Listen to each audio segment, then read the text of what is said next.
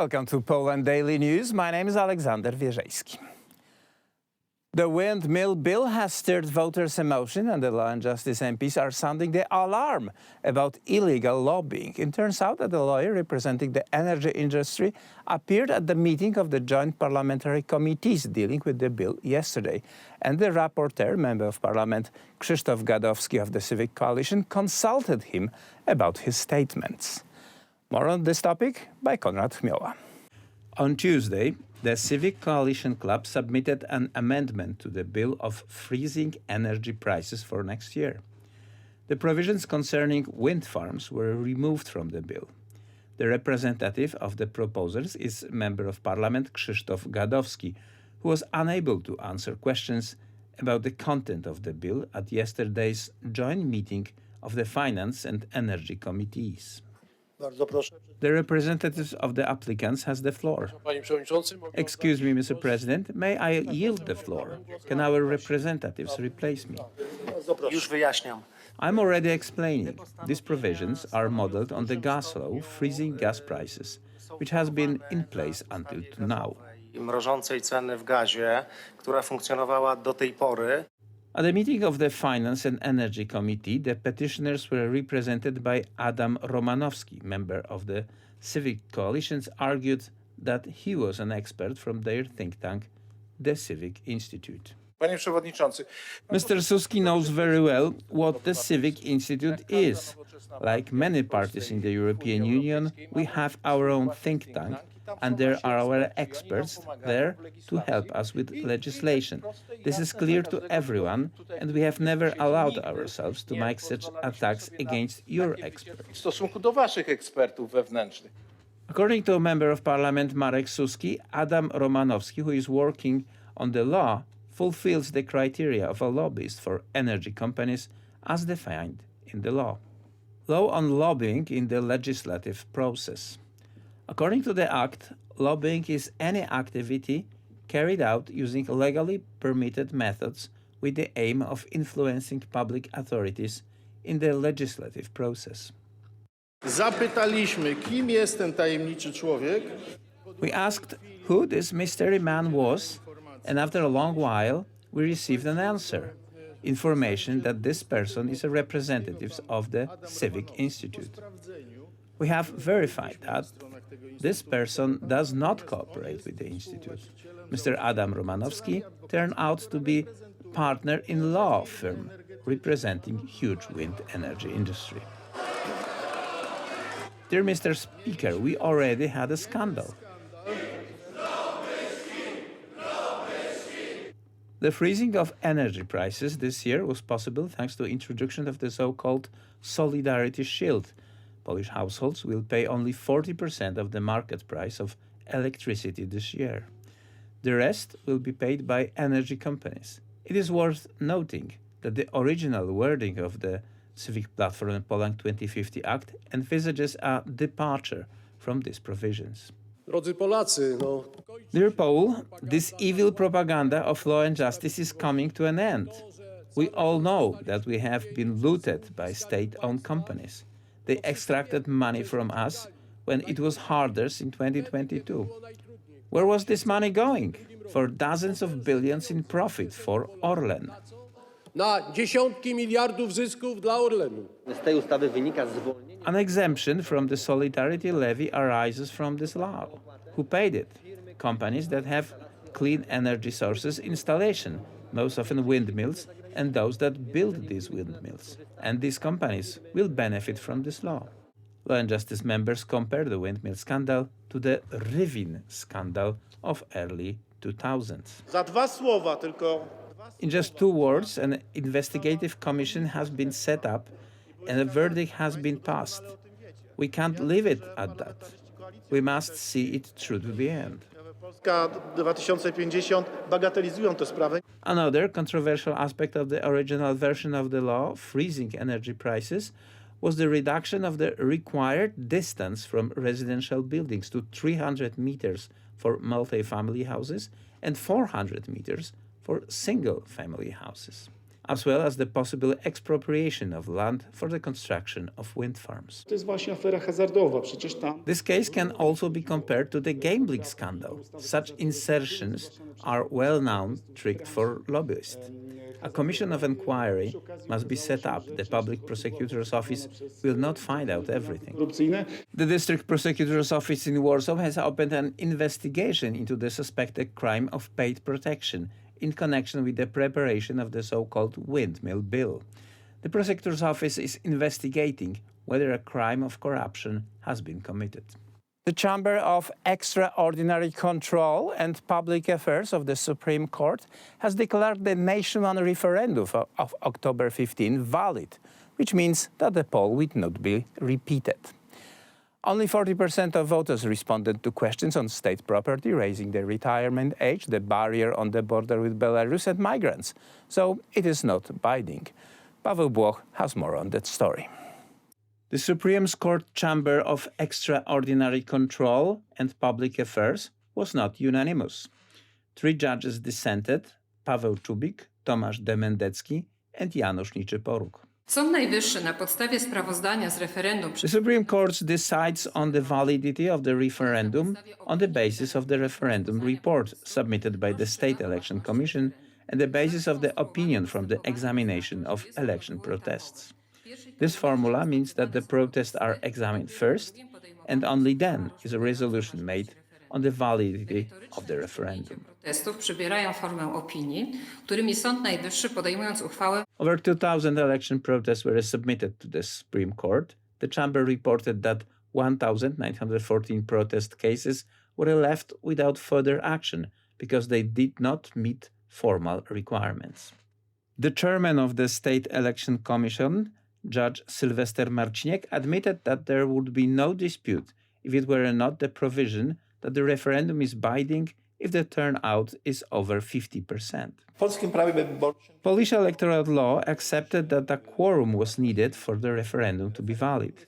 Hence the political struggle between the main forces, one of which discouraged the collection of referendum card, as pointed out by OSCE Commission. The Prosecutor General Office drew attention to the anti-referendum propaganda that was omnipresent in the political media. For the most part, the complainants alleged that the polling station members asked voters questions about the issuing of the referendum card. They asked how many cards to issue or whether to issue a third card and the like. The referendum was held on 15 October at the same time as the parliamentary elections. The turnout was almost 41%, which means the plebiscite was not binding. Poles backed keeping the retirement age and the barrier on the border with Belarus. Voters also backed a ban on the sale of strategic state companies and rejected the forced resettlement of migrants. United States President Joe Biden has issued a plea to Republicans blocking further aid to Ukraine to not turn our back on freedom after a disappointing debate in Congress saw a thin majority vote down a new multi-billion-dollar support package for Kyiv. U.S. Congress failed to pass a $110 billion package of wartime funding for Ukraine and Israel, as well as other national security priorities. Republicans have suggested more money needs to be allocated to securing the U.S. border with Mexico. In a video statement on X, Mr. Biden said, "Petty partisan, angry politics cannot get in the way of our responsibility as a leading nation in the world." He added, "History will judge us harshly if we turn our back on freedom's cause in Ukraine. We can't let Putin win." If Putin takes Ukraine, he won't stop there, Biden said. Putin will attack a NATO ally, he predicted, and then we'll have American troops fighting Russian troops, Biden said. We can't let Putin win, he said. Good afternoon, everyone. I'd like to speak to you today about an urgent responsibility the Congress has to uphold the national security needs of the United States, and quite frankly, of our partners as well. This cannot wait. Congress needs to pass supplemental funding for Ukraine before they break for the holiday resources. As simple as that. Frankly, I think it's stunning that we've gotten to this point in the first place. While Republicans in Congress are willing to give Putin the greatest gift he could hope for and abandon our global leadership, not just in Ukraine, but beyond that. We've all seen the brutality that Putin has inflicted on Ukraine, invading another country, trying to subjugate his neighbors to his iron rule, committing atrocities against Ukrainian civilians, trying to plunge them into the cold and darkness of winter by bombing their electrical grid so they don't have any heat during the winter, or electricity for that matter.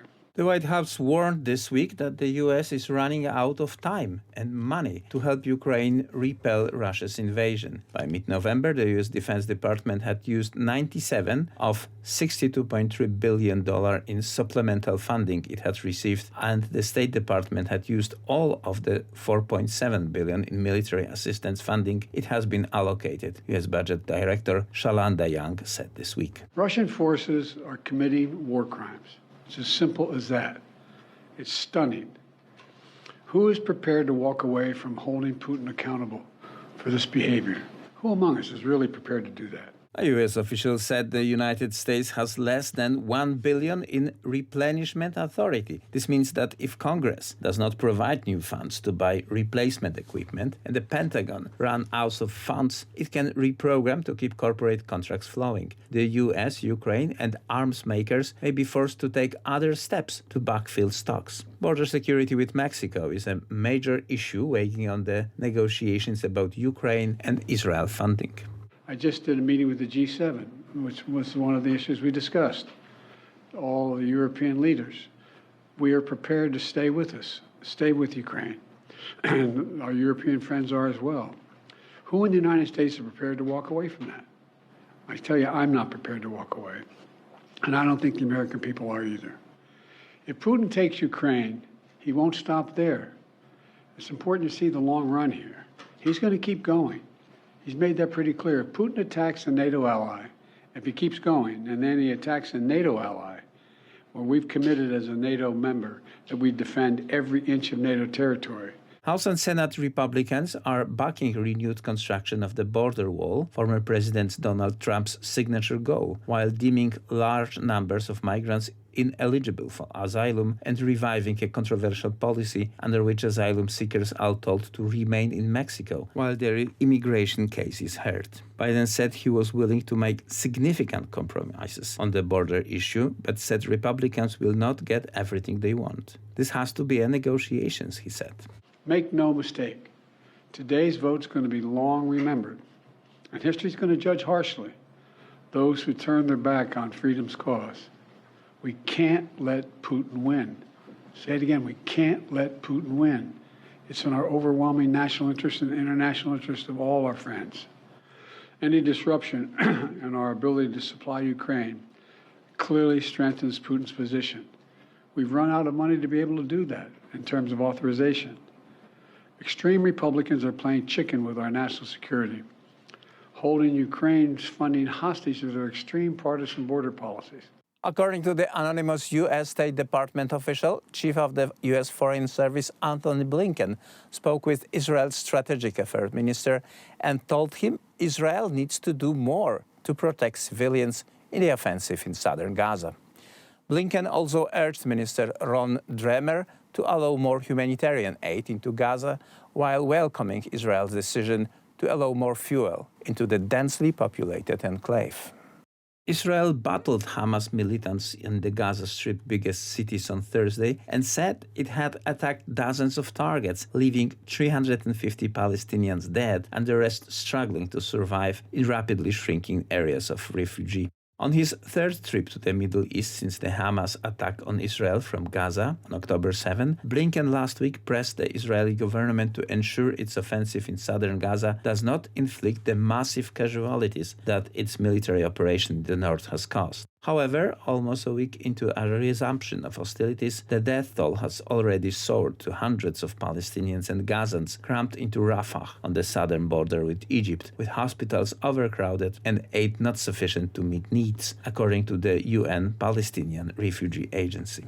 More than 17,170 Palestinians have been killed and 46,000 wounded, according to the Gaza Health Ministry, since October 7, when Israel began bombarding Gaza in response to a cross-border rampage by Hamas militants who control the enclave. The Hamas attack killed 1,200 people, with 240 people taken hostage, according to Israel's tally.